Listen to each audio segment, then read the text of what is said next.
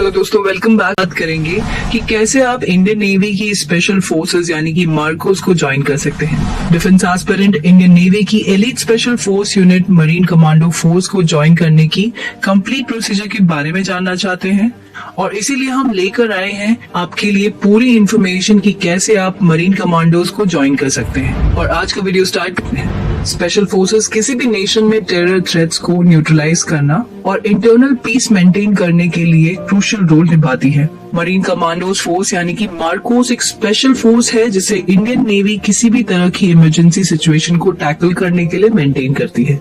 अप्रैल 1986 में Indian navy ने एक ऐसी स्पेशल फोर्स यूनिट बनाने के बारे में प्लान किया जो कि मरीटाइम एनवायरनमेंट में मिशन और रेड्स कंडक्ट कराने के साथ ही साथ रिकॉनेसेंस और काउंटर टेररिज्म ऑपरेशन कर सके। और इसी ऑब्जेक्टिव के साथ कुछ सिलेक्टेड ऑफिसर्स को यूनाइटेड स्टेट नेवी सील के साथ ट्रेनिंग के लिए भेजा गया। फरवरी 1987 में इंडियन मरीन स्पेशल फोर्स यानी कि IMSF स्टैब्लिश की गई और 1991 में इसका नाम बदलकर मरीन कमांडोज फोर्स कर दिया गया। मार्कोस हवा, पानी और जमीन तीनों ही तरह के एनवायरनमेंट में ऑपरेशन करने में सक्षम है और इसने ऑपरेशन पवन और ऑपरेशन कैक्टस में भी भाग लिया है। मार्कोस JNK के वुलर लेक और झेलम नदी में अक्सर मरीटाइम ऑपरेशन और ट्रेनिंग करते हैं और वहां से होने वाली बॉर्डर इन्फिल्ट्रेशन को रोकते हैं। उन्हें दाढ़ी वाला फौज भी कहा जाता है क्योंकि मार्कोस के कमांडोज अक्सर लंबी लंबी दाढ़ी रखना पसंद करते हैं। मार्कोस की कुछ यूनिट्स ट्राई सर्विसेज के arm forces special operation division का भी इम्पोर्टेंट हिस्सा है। इंडियन नेवी की स्पेशल फोर्स यूनिट होने की वजह से Marcos amphibious warfare, counter terrorism, unconventional warfare, rescue operation etcetera में स्पेशलाइज होती है। मार्कोस 1987 से एक्टिव है और फिलहाल इसमें तकरीबन 2000 सोल्जर्स सर्व कर रहे हैं और ये इंडियन आर्मी के साथ मिलकर कश्मीर में काउंटर इंसर्जेंसी ऑपरेशन को अंजाम दे रही है।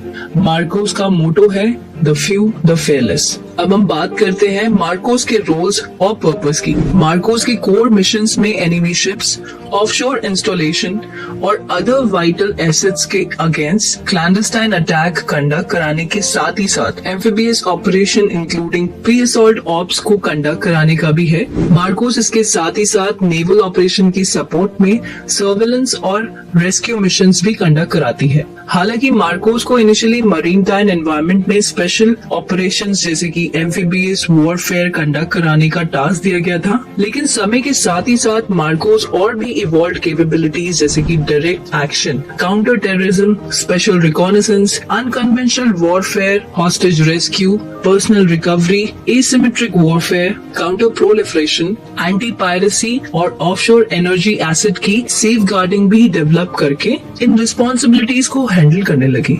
अगर बात मार्कोस के रिक्रूटमेंट की जाए तो उनका सिलेक्शन इंडियन नेवी में से ही वॉलंटियर बेसिस पर अर्ली एज में हो जाता है ताकि फोर्स में स्ट्रेंथ और जोश मेंटेन किया जा सके। इंडियन नेवी में जाने के लिए आपको NDA सीडीएस INET से ऑफिसर पोस्ट और सेलर एंट्रीज से एनलिस्टेड सेलर पोस्ट से ज्वाइन करना होगा। सिलेक्शन प्रोसेस 2 पार्ट्स का होता है जिसमें पहले 3 डेज का होता है जिसे इनरोलमेंट कहा जाता है और इसमें फिजिकल स्टेमिना एसेस किया जाता है और इसमें एट्रीब्यूशन रेट 50 से 80% तक होता है। स्क्रीनिंग का दूसरा फेज और भी टफ होता है जिसे सोल्जर्स का फाइनल सिलेक्शन किया जाता है। आपकी जानकारी के लिए बता दें कि स्क्रीनिंग और सिलेक्शन फेज में ही आधे एप्लीकेशन को उनके फिजिकल स्टेमिना के बेसिस पर रिजेक्ट कर दिया जाता है और कैंडिडेट को फुली क्वालिफाइड मरीन कमांडो बनने के लिए जनरली 4 फेजेस से गुजरना पड़ता है जो कि इस प्रकार है। Phase 1 pre selection, phase 2 selection, Phase 3 initial qualification training, basic SF training, and Phase 4 probation period, which is advanced SF training.